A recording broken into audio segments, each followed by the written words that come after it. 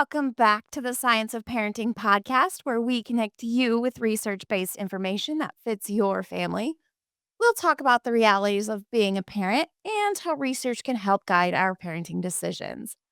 I'm Mackenzie DeYoung Skelling, a podcast co host, and I'm a parenting educator.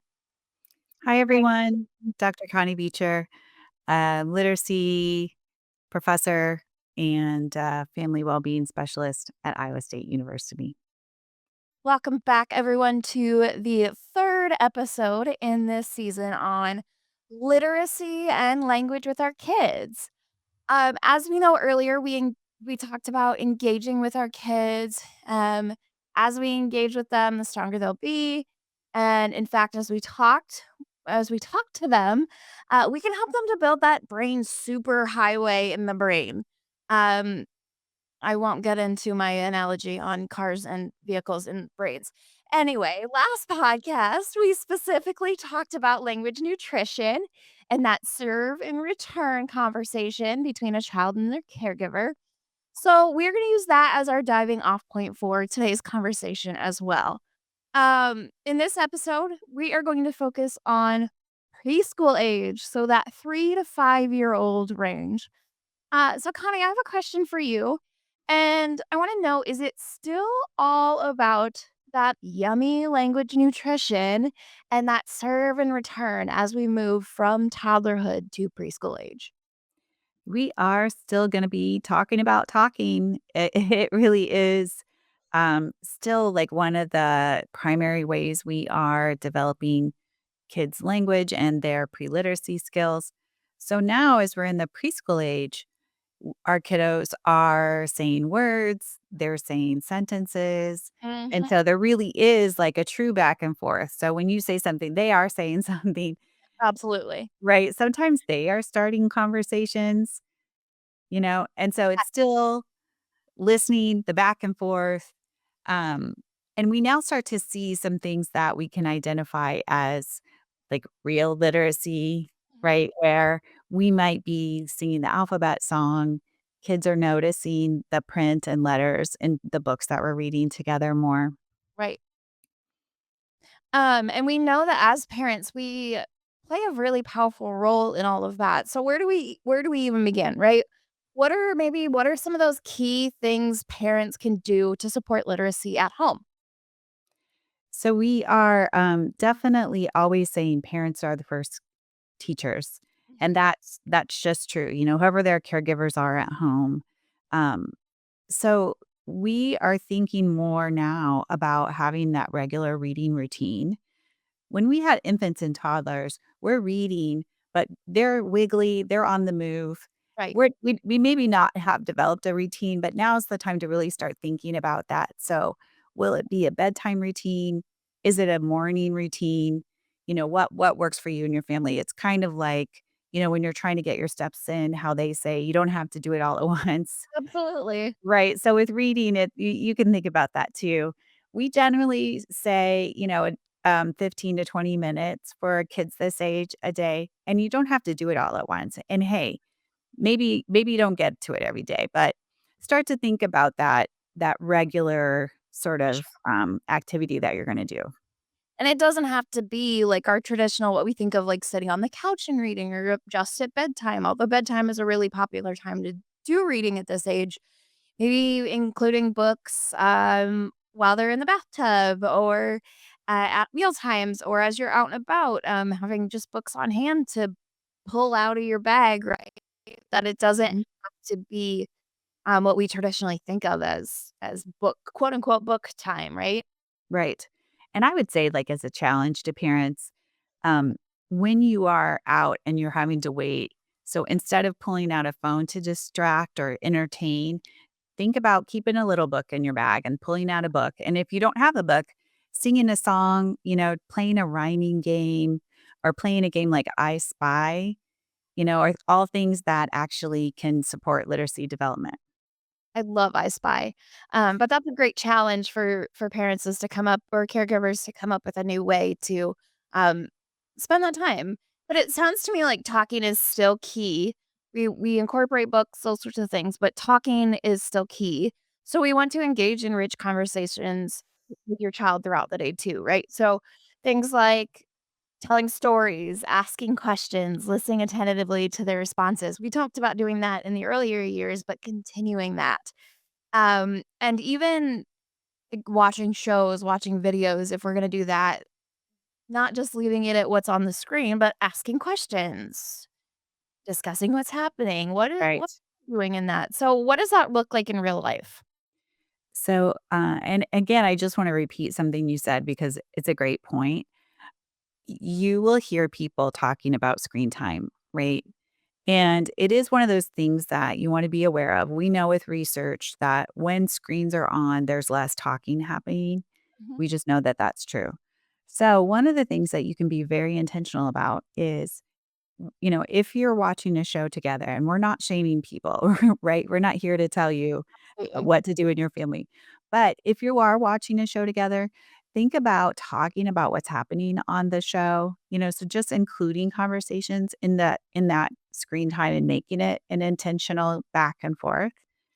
The other thing I will say that we can start to do now is talking about things that are in the future or things that have happened in the past. Mhm, And the reason is talking about things that are not right in front of you, like things that are not right there in the room.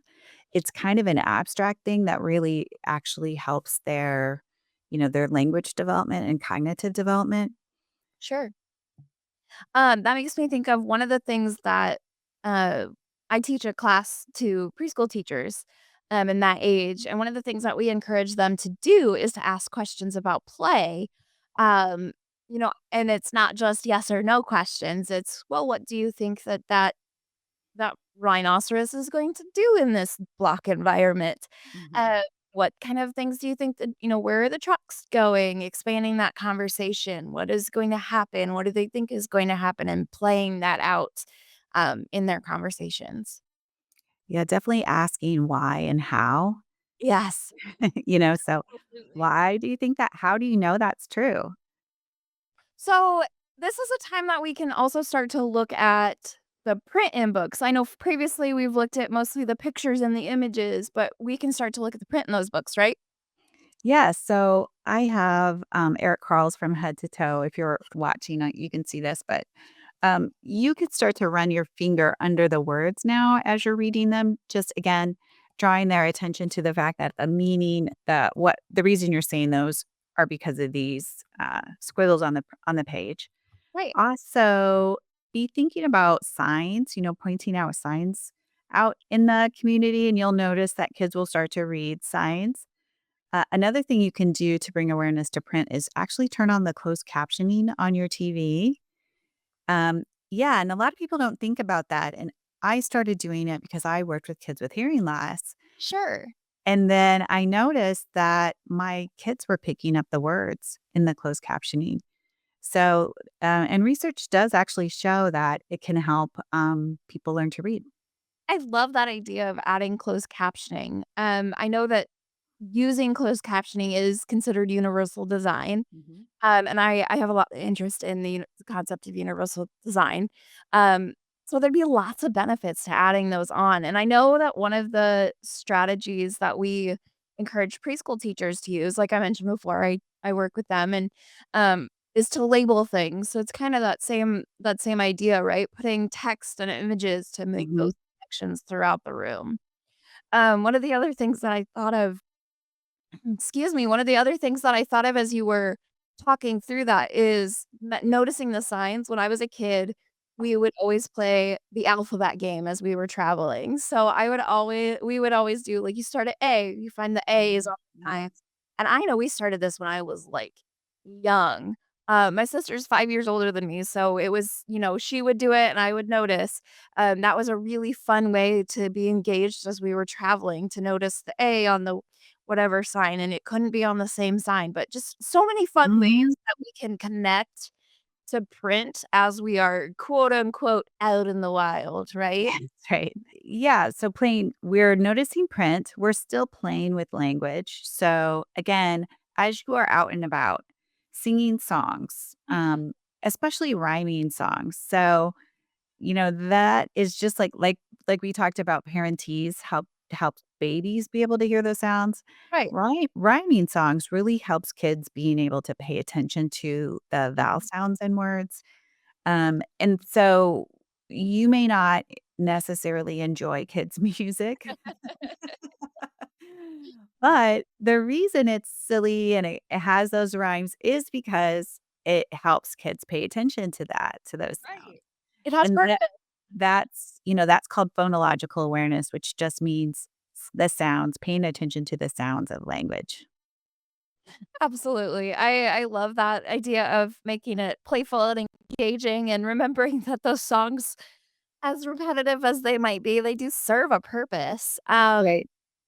Including that, so that idea of making it playful, engaging, serving a purpose, you mentioned choosing books that interest our children. Any advice for parents who might be feeling overwhelmed by the sheer volume of books that there are available? How do I choose what books we do use with our kids?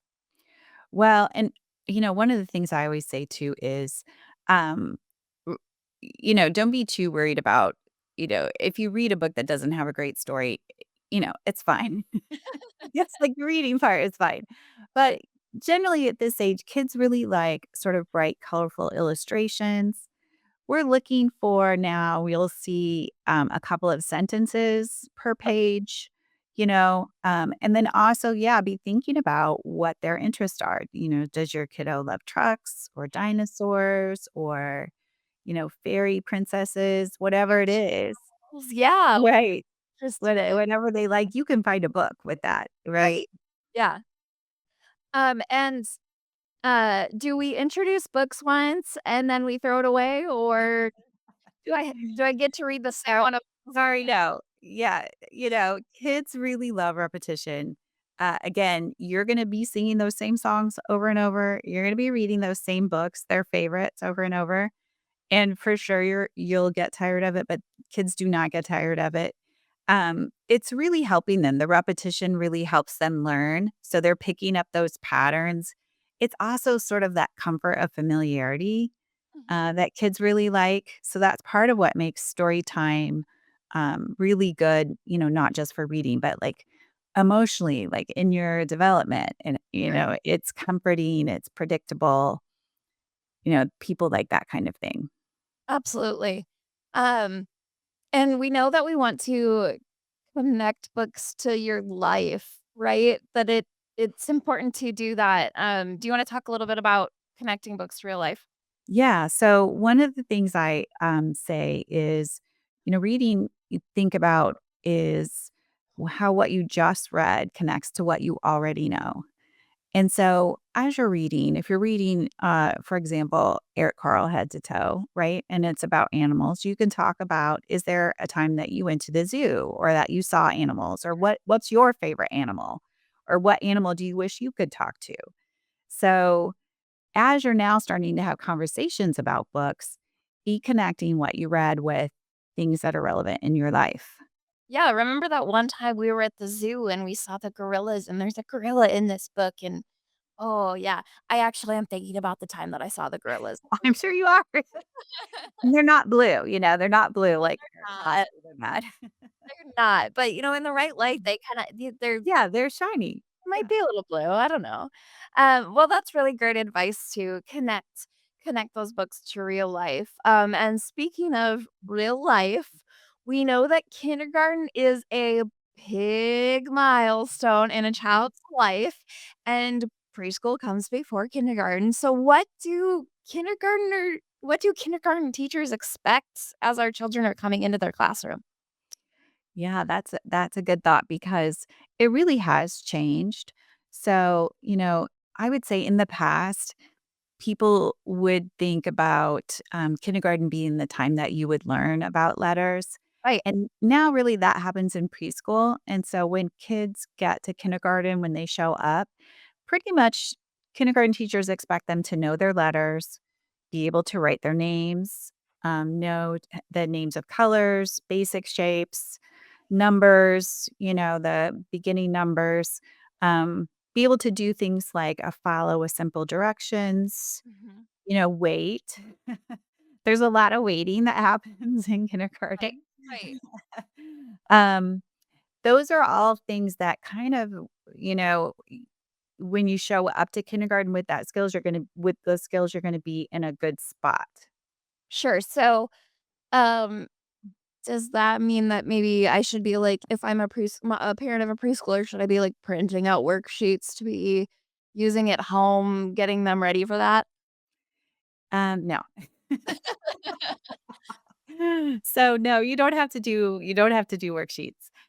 You could get there really by some of the things we've been saying. So, again, singing songs, singing the alphabet songs, sitting down and, writing their children's names with them. Okay. Again, pointing out print in books. And for most kids, they will really start to pay attention to that. Sometimes people want to know, like, what order do kids learn letters? Yeah. And there is a general order, but kids learn the letters of their name first. Yeah. That's what they learn. So my name is Mackenzie. There's a Z in it. Right. Most kids don't learn a Z, and I remember as a kid that I was so hyper aware of everywhere I saw a Z. I thought it Right. was so cool that I had a Z in my name. Exactly. So, like, yeah, Z is normally a later developing letter, but since it was in your name, you were on the lookout for it. Absolutely. I also prided myself, this is not necessarily related to this, but I always prided myself when we learned cursive that I knew how to do a Z because nobody else did. But anyway, that's not related to this. But those, yeah, the letters that we find in our name, um, and when you have 9 letters in your name, you learn a lot of letters right away. Right. It's just an advantage. There we go. Uh, so that leads us into a bit of, we'll call this our reality section, kind of like we've done in the past. But our reality is that um, there's a lot of ways to incorporate language and literacy skills at home, but we want to encourage parents and help parents out through the work that we do. We don't just do podcasting, we also have programs available through Iowa State Extension and Outreach. And one of the programs that we have is all about incorporating pre-literacy activities at home, and it is called Raising Scholarly Readers. And another one that we have available that is a virtual program is called Our Bookshelf. So these two programs are both about literacy with preschoolers. Mm, So if you're interested in expanding your knowledge and how learning how to help your kiddos to expand that literacy in the preschool years, check those out. Go to the extension webpage. And if you're not lucky enough to be in Iowa, you can look at local libraries, parent programs at those. Would you talk about programming at libraries? Yeah, of course, I have lots of library friends. Hi, all my library friends. Hello. Um, I grew up, as a kid going to the library, like, every week, and it was just really one of those things that, if you can make a library habit, it's really supportive of kids' reading development. And so just regular visits to the library to check out books, but also libraries have story times.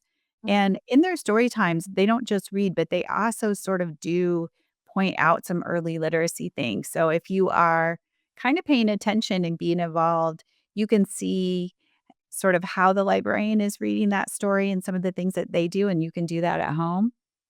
Sure. Sometimes sorry, I was gonna say, sometimes they also have great, like, crafts and different kinds of interactive things. Other ways to make it, like, real and kinda bring the Mhm. book to life. Those are really great ways. Um, just yeah, so I guess our reality is encouraging you to find a program, find a library, and public libraries are great, right? Get your Mhm. library card, and go to those. I know one of my nephews, especially, he loves going to the library, and when he was younger, my sister would take him, and now he's old enough that we could drop him off at the library, and he finds books that he likes, but he's older elementary, so, Yeah. starting that early to go to libraries and get involved. Um, Also great way as a parent to get just involved in the community, meet other parents, those sorts of things. Right, right. There's just I mean, there's so much going on at libraries now too. You can check out our libraries have these great checkout STEM kits. You can check out some libraries have tools that and, things like that you could check out. It's just amazing to me, like, all the things that you can get at your library. So now I'm gonna go build and yeah, all those.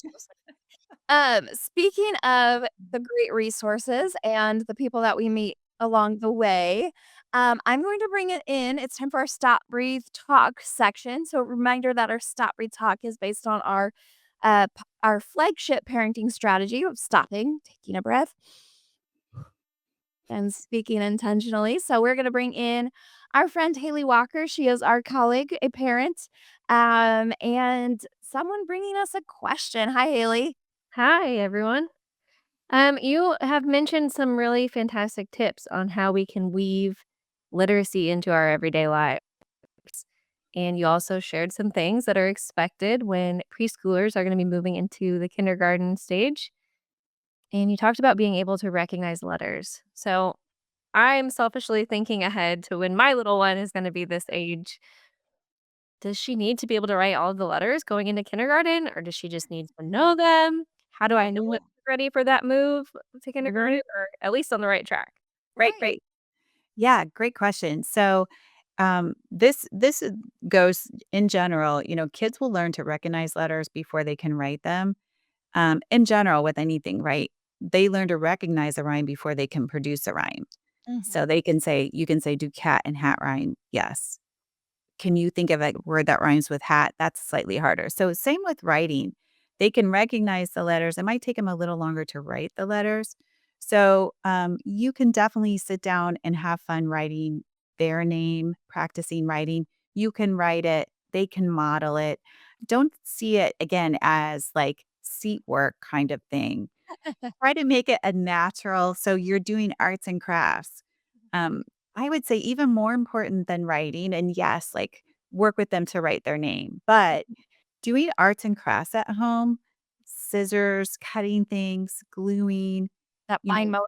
right, it Yeah. really that actually really helps work the fine motor, doing coloring, and sometimes in sort of our busy lives or, you know, maybe not wanting to have messes or, Right. whatever it is, right? Sometimes people aren't, don't think about those things and it really helps. So really like have your craft box out, have a box with crayons and scissors and glue. And so then when they're drawing a picture, you can say like, oh, sign it. Let's write your name. And that's like a more authentic thing than saying like, hey, let's just sit down and write our name. Cause that's, maybe not Uh, something that is as fun. I am laughing because, I know there's parents out there that are like, "Oh, that just sounds like a mess." Well, if you are scared of the mess and you don't wanna do the arts and crafts, Aunt Kenzie will come over. I will aunt, I will be Find an ant. I Yeah. wanna do arts and crafts with you 'cause I that's my favorite part, so Get an older sibling, let grandparent do it. But, again, having, like, a tub that you can pull out, it's also a great thing to do, like, while you're busy making dinner, say, to pull that out. If you have older kids and they're doing homework, um, for the little ones, they can have their own work, right? Work. It's Yeah. fun in a fun way. Yeah, that's a great reminder because that's one of those things that we might be doing anyway that doesn't feel like, "Oh, I gotta get her ready for kindergarten."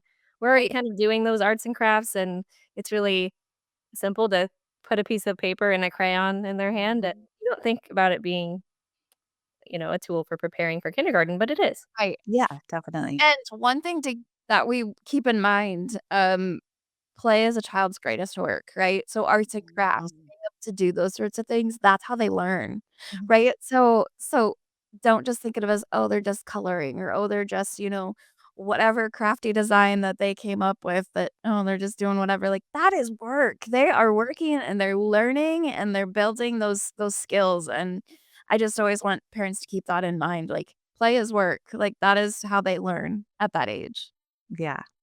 So, Good point. Thank you. well, thank you. I Yeah, great appreciate question. that. There's so much to it, right? That it's not just about sitting down and reading. There's so many things that come into play as we talk about literacy. Um, so we have talked about some really practical tips today. And before we wrap up, I do want to ask you, do you have any final thoughts or encouragement for parents as they embark on this literacy journey with our preschoolers? Yeah, I would say, we want to keep the big picture in mind, which is the thing that you get to do as the parent is have this really great positive relationship around books. Yeah. That's fun. Honestly, it should be like a fun, rewarding experience for both of you. So remember, keep the fun part of it and your goal as a parent. So, yes, you have a job to do in preparing your kids for school, and you're definitely going to be there to support them. But you want to be thinking about them as a reader, their life, like a lifelong reader, Mhm. right? Thinking about books being a part of their life, their whole life. Right? And it's so beneficial, like, there's so many benefits, Yes. and, there's so many, like, special memories you can have around books that I really think, if you ever find yourself getting frustrated, again, take a step back. Remember it's about the relationship, Yes. thinking about reading as that special time with you with your child, um, and the other things, if the other things will come. Yeah. I remember fondly the time that especially my dad, my mom was really involved as well. She was a reading teacher, for goodness sakes. Uh, but I remember the times that my dad would lay in bed with us and read at night, and I mean, he would fall asleep and pick up right where he left off. That's what dads do, yeah. Uh, but I just remember those times so fondly that, time spent together, just enjoying a book together. So, Right. thank you so much for everything that you shared today. And I look forward to going into other ages as well. I do have a little soft spot for the preschool age myself, Mhm. but I look forward to continuing the conversation on literacy as we go through the rest of the ages. So to our listeners, thank you for joining us today on the Science of Parenting podcast. If you are looking for additional parenting resources related to any age, really, um, that including preschoolers, do be sure to check out our website, www.scienceofparenting.org. We have tons of resources around parenting on there, as well as you'll be able to find some of those local programs if you're interested in those. So, scienceofparenting.org. Come along as we tackle the ups and downs, the ins and outs, and the research and reality all around the science of parenting. The Science of Parenting is a research based education program hosted by Mackenzie DeYoung Schelling, produced and edited by Brock Bierman, with contributions from Barbara Dunn Swanson, Dr. Connie Beecher, Haley Walker, and Morgan Nowell. Send in questions and comments to parenting@iastate.edu and connect with us on Facebook. This program is brought to you by Iowa State University Extension and Outreach.